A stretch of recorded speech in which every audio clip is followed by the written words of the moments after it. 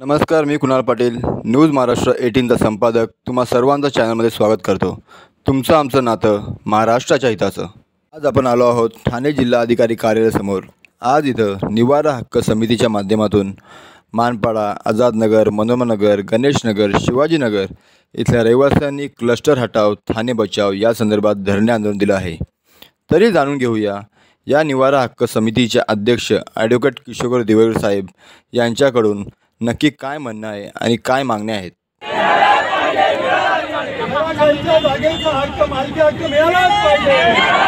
दिवेकर साहेब, आपण क्लस्टर हटाव धरणे आंदोलन दिलं आहे, नक्की काय मागण्या आहेत?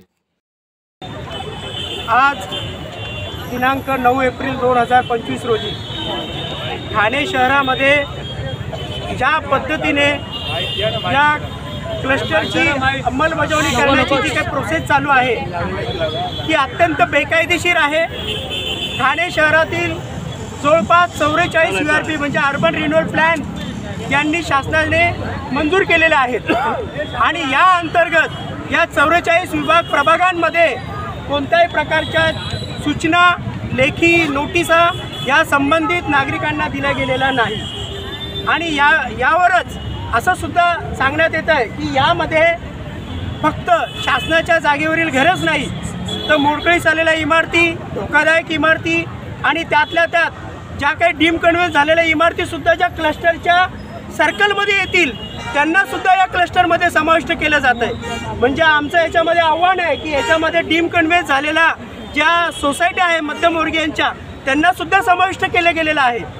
तर शासनाला आमचा हा प्रश्न आहे की या शासनाने जो मंजूर केलेला जो क्लस्टर आहे हे कोणत्या आधारे केलेला आहे। आज जर ठाण्याची जर परिस्थिती पाहिली तर ठाण्यामध्ये मूलभूत सुविधेची एकदम हाहाकार माजलेला आहे।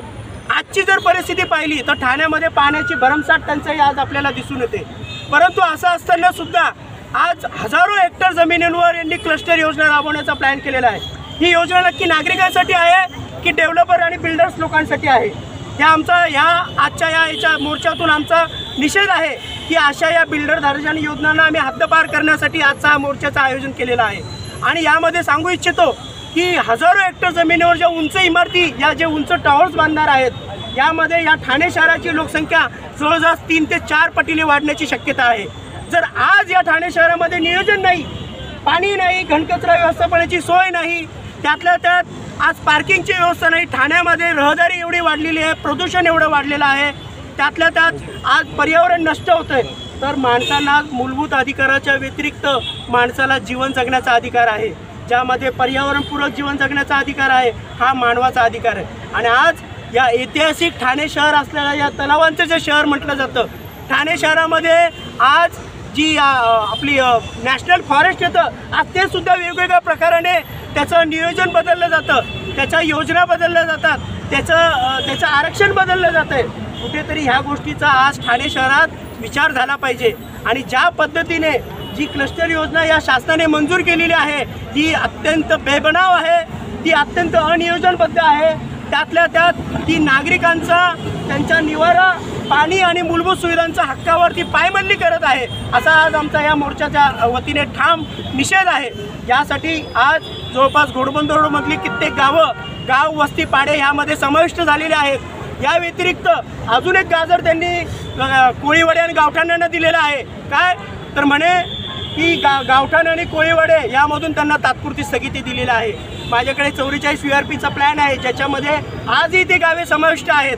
म्हणजे कुठेतरी आंदोलनाला छेद मिळण्यासाठी हे तोडोजोडोचं राजकारण करताय, ही गोष्ट आपण लक्षात घेतली पाहिजे की आज कोळीवाडे गावठाणांना थांबवलं आहे, त्याचसोबत आता हे गाव वस्ती पाड्यांना ते टार्गेट करताय, पुढे जाऊन ते मध्यमवर्गीय वस्त्यांवर टार्गेट करणार आहेत। अशा पद्धतीने ह्या सर्व योजना ह्या डेव्हलपर धार्जिन आहेत, या बिल्डर धार्जिन आहेत आणि कुठेतरी यामध्ये राजकारणी लोक आणि डेव्हलपर्स यांच्या संगनमताने हे काम होतं आहे। नागरिकांना कोणत्याच पद्धतीने विश्वासात घेतलं जात नाही, त्यांचं सर्वेक्षण होतं आहे ते सुद्धा त्यांना विचारात न घेता केलं जातं आहे, कोणत्याही नोटिसा त्यांना इंडिव्हिज्युअली आलेल्या नाही।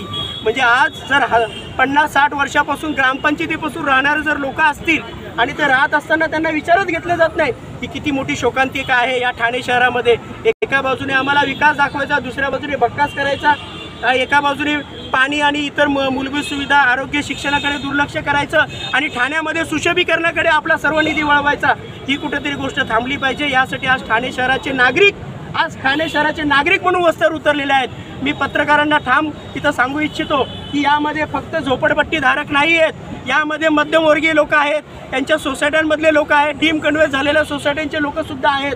हा प्रश्न फक्त झोपडपट्ट्यांचा नसून ठाणे शहराच्या 44 URP प्रभागांच्या आहे, ज्यामध्ये यांना भविष्यामध्ये आपल्या घरापासून वंचित होण्याची शक्यता आहे की काय.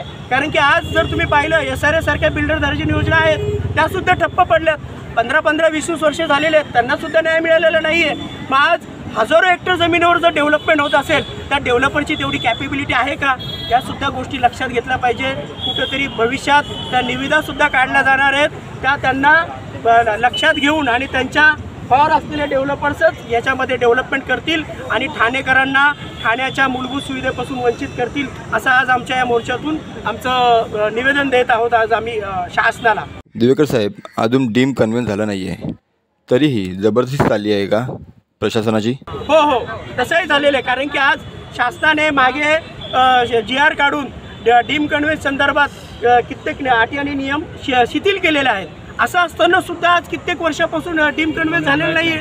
म्हणजे एका बाजूने शासन नेहमी धोरण काढतं, अशा पद्धतीने धोरणं तयार करतात की लोकांना दाखवलं जातं की शासनाने लोकांसाठी हे केलं ते केलं, परंतु त्याची मुळातच अशा शासन निर्णयाची अंमलबजावणी होत नाही. त्याच्यामध्ये बघा 4 एप्रिल 2002 शासनची निर्णयाची अजून अंमलबजावणी झालेली नाही आहे. या शासन निर्णयाप्रमाणे स्पष्टपणे सांगितलेलं आहे ज्या बिफोर 95 आणि 2000 पूर्वीच्या ज्या झोपड्या आहेत त्यांना रेग्युलाइज करायचं आहे आणि भविष्यात अतिक्रमणं होऊ नये आणि झोपड्या वाढू नये यासाठी शासनाने काय पाऊल उचललेलं आहे? काही उचललेलं नाही आहे.